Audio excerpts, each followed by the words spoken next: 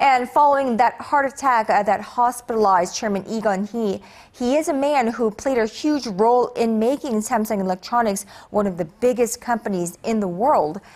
The 72-year-old chairman remains in hospital, but his sudden health scare has not spooked investors at all. In fact, as our Kim Ji-yeon reports, the company's share price has shot up over the last 2 days. One day after Samsung Electronics chairman Lee Kun-hee was hospitalized, shares of the tech giant gained the most they had in 9 months.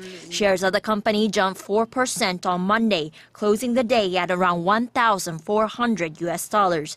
They continue with the gains on Tuesday as well, up nearly 0.9%.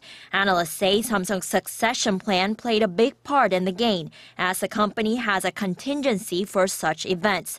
Lee's son Jae-yong is likely to inherit Samsung Electronics, the flagship of the group. He and his 2 sisters will be splitting up some of the group's other affiliates. Chairman of Advanced Capital Partners James Rooney told Arirang that efforts to make the group's governance system and the succession plan should help it stay globally competitive. I view the recent changes as being positive. They clearly had Lee Kun-hee's hand involved in them. Therefore, the man who probably knows the most about the Samsung Group was behind the architecture of the changes that have been made. I expect that Samsung today is in probably as good a condition as it could be under the circumstances of its chairman's health challenges. The succession is also expected to speed up the restructuring of Samsung Group. Samsung Securities Company, Korea's largest brokerage by market value, will sell its entire stake to Samsung Life Insurance Company.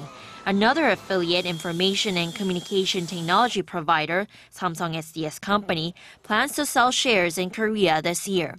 This is not the first time Chairman Lee's failing health had been in the minds of global investors. Lee was hospitalized back in 2008 and again in 2009, but both times shares of Samsung Electronics gained. Kim Ji-yeon, Arirang News.